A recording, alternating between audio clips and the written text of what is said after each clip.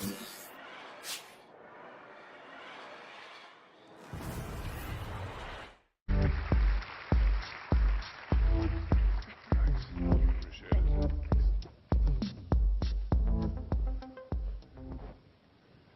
afternoon.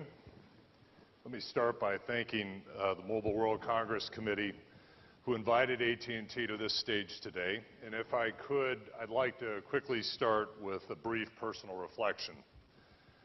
When I first started walking the halls of this Congress far too long ago to remember, AT&T was in a very different place. I have long been part of the carrier community, but today, the company I work for is transforming to a new and different place. So I appreciate the opportunity to largely focus my remarks today on those of you who either represent or support companies with a similar legacy. And while I could certainly talk about AT&T's leading distribution position in entertainment, mobile, and broadband, I'd like to spend my time with you talking about the unprecedented level of disruption that's driving vertical integration across all industries. And those of us at AT&T, how we're thinking about the impacts of this to media and telecom as a result. Dare I say, you wouldn't know it by walking around this event, but it's not about the G's. To the customer, it's not about 5G or 5 gigs. It will soon not be about speed or connectivity on its own, but it's going to be about more. This view is important because if we, and by we I mean my service provider brethren, don't get off the dime, we're going to be left behind. What matters most today is the customer and his or her own voice. World events would show the voice of the individual has never been stronger. We at this Congress need to value that individual voice, build our experience around it, so a customer's unique relationship is exactly what they want. To accomplish that, we have to design and deliver an experience end-to-end. And the only way that is accomplished is when it's wrapped in software. In our discussions back in the state, we often talk about a single theme. It's the customer's world, and we're just living in it. Today's reality is that we have a socially connected, always-on, fully transparent world that all of us have helped to create. We've also helped tip the balance of power to the customer and given them more voice than ever before. Of all people, we should realize this. After all, we helped author it. And therefore today, to keep meeting their expectations, we need to rethink how we do business going forward. Disruption underway in nearly every industry is rooted in the reality that value chains are compressing. Value in historical portions of that chain are being sucked out by the very connectedness we created, transferred back to the consumer in the form of greater utility and value. Every business now has the opportunity to have a direct relationship with a customer, and the reality is that any sustainable model will see a blending of margins as product and service categories are re-engineered. Amazon, Uber, Netflix may be the most obvious examples in retail, transportation, compute, and media, but it's happening in every corner of the economy. In our business, the creation of digital platforms has already altered our business fundamentals and changed the way business is conducted. Markers of business success are moving along with it. Consider this. The top 5 most valuable companies in the world today are digital platforms. Conversely, just 5 years ago, 4 of the 5 were not. Customer value is derived from greater functionality and enhanced performance at a better price. Relationships are earned day to day or minute by minute based on the customer's assessment of that overall value equation. At AT&T, we call it the customer living life on their terms. And when you think about it, it's a big pivot. As an industry, it might feel uncomfortable, but we need to get comfortable feeling uncomfortable. Giving the consumers control and then delivering them the software-based options they want, no matter the delivery platform, brings them the content they want in a flexible and value-added way. In fact, it gives them their voice. Our previous course and direction failed to value customers when they really craved appreciation. We offered them prepackaged solutions when they craved customization. We added steps, hoops, rules, and requirements when simpler models were emerging everywhere. And we've perfected the model of offering customers more for more. But in truth, they want more for less. Given this reality, we invested a good amount of time tightening our guiding principles for our consumer business going forward. How could we continue to aggressively compete with our video, mobility, and broadband products and services, but also continue to move control to the hands of the end user? I want to highlight 5 of these principles today. 1, video will be the dominant payload on future networks. More than 60% of traffic on our networks today is video. This will continue to grow and soon reach 70%, driven by exploding consumption of all forms of entertainment and user-generated content and communications. We just cannot envision a future where AT&T is relevant if we don't directly participate in some of the water flowing through our pipes. 2, multi-sided business models remain important. We're seeing evolution in subscription and advertising-based models. Our view is that both are essential and they are both necessary and will require innovation. 3, content that is compelling matters. We believe in the content connectivity equation that the weight is now starting to move to the content side, both premium and native digital. Consumption of our network will be driven by how customers choose to engage and entertain themselves, not by the G's. What can AT&T bring to a prospective customer that is different than anyone else? How can we spark that emotional connection that brings them to us and keeps them with us? Curation and aggregation of content will still matter, and we strongly prefer to address and participate in the innovation of emerging models from a position of relevance and scale than trying to get there from the ground floor up. In a company our size, pursuing a structural shift as a hobby just isn't a winning strategy.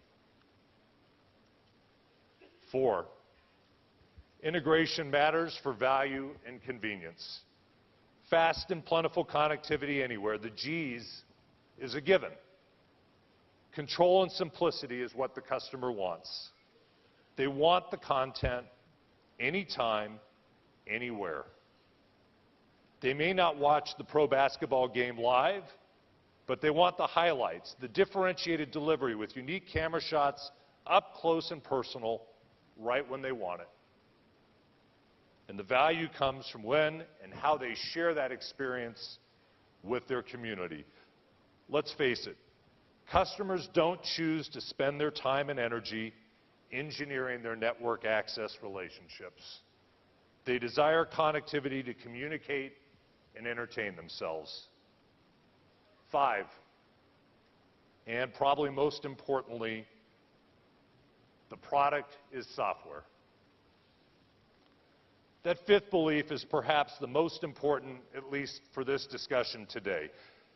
Software needs to be a single continuous wrapper, a wrapper that delivers real value for both us and our customer. It needs to provide the flexibility and the value the customer wants.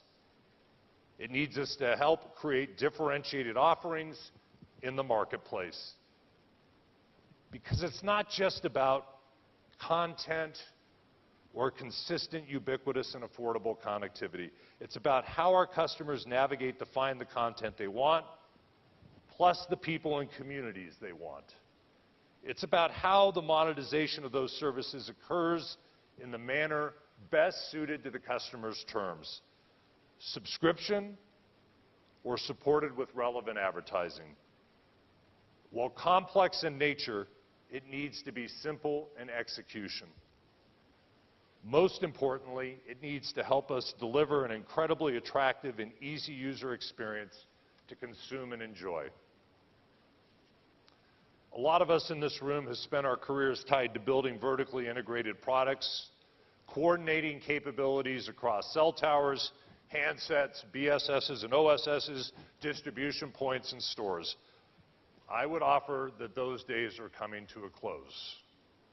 Today, software is the product. It yields the glue that holds the experience together and makes it attractive. I also would offer that if you don't own and control the software stack, you may not have a product. At AT&T, we've made the conscious choice that the entertainment we deliver needs to be engineered in this software-driven wrapper. Entertainment is the water in our pipes that must flow to our customers in a differentiated way. And to deliver that entertainment, we've needed to create a new platform serving multiple purposes. The platform is founded on a few key points. Number one, curation and aggregation will matter, but be different than what we know today. Increasing content fragmentation will only increase the opportunity to cater to a customer's likes and dislikes. Number two, there needs to be a better advertising mousetrap in support of premium content. Not only does it need to be more relevant and less intrusive, but this innovation is critical to sustain the ongoing development of today's unprecedented levels of high quality and engaging content. It's an element of a healthy ecosystem that creates payloads for our networks and choice for our customers. Number three, native digital wants a better home to monetization. Artists desire compensation for their work and will matriculate to distribution that achieves that goal. Number four, advertisers want credible alternatives, high quality, high integrity, programmatic targeting. Number five, the unit cost of content viewed matters in the digital world. Said differently, broader and more global distribution affords an opportunity to lower unit costs. Number six, the environment needs to be multi-tenant. Both content creators and those that innovate with curation and aggregation of content distribution. I want to call out to this audience that if you accept the realities of that platform, network connectivity won't always be owned by a single company. Given this need for broad, always-on distribution, it's just not practical that one company will fill those needs the world over. The implications of this, the experience needs to transcend managed and unmanaged networks. And we best get comfortable with engineering the product value into the integrated software experience and not solely relying on connectivity. So why is this important? Let's be clear. If you're not looking at a multi-sided business model right now, competition's likely going to kill you. You need subscription, you need advertising. And you can't acquire and retain customers today through just connectivity alone. Back to the customer's personal voice. It's the attraction, the emotional bond to the content, and the great experience that matters. Let me close by talking about how we'll measure ourselves. In our business, we spent decades evaluating customer satisfaction via a myriad of approaches. I would suggest going forward, that passion and engagement are going to emerge as elements that we care about. We'll evolve from drop calls and megabits of throughput to the number of hours a customer spends interfacing with content or a resident on our platform. Questions that will drive our success in this new realm might be, can we create integrated solutions at scale that offer real value? Can we deliver best-in-class distribution that attracts the right content owners and meets our customers when, where, and how they want to be met? Can we offer stunningly simple experiences that belie the depth of our product and simple-to-use interfaces and simple customer care paths with simplified monetization? Can we offer premium products that are fully differentiated, that capture our customers' imaginations and create that emotional connection with us and our brand? AT&T will shift from a phone and broadband distribution company to a company of tastes, and will be judged that way. Do you like what we're serving? How we're serving it? How does it align with your needs and tastes? And is it delivered on your terms? This is the direction we march. One might ask, what's the alternative? Sit and defend the current landscape? Hope that a wireless pure play in a maturing segment finds sustainable growth that supports investments in cash-hungry fifth-generation radio access technology? Pray that this industry somehow escapes the disruption of a compressed value chain? Become the victim of the very ubiquitous connectivity we've built? I would hazard to say no. One of the best attributes of my 30-plus years of work in our industry is our ability to create those must-have products and services, the ones that your spouse or your child or your neighbor says he or she cannot live without. We are in the midst of writing the next chapter in that long and interesting novel. Let's be honest. We're fortunate to be able to do that. Most would probably choose life with 3 fingers than part with their mobile connectivity. What we do is meaningful work. It connects people. It gives them a voice. And hopefully, I've given you a view into where we're headed. I appreciate your interest today. I hope you enjoy the remainder of your stay in beautiful Barcelona and here at Mobile World Congress. Thank you and have a good afternoon.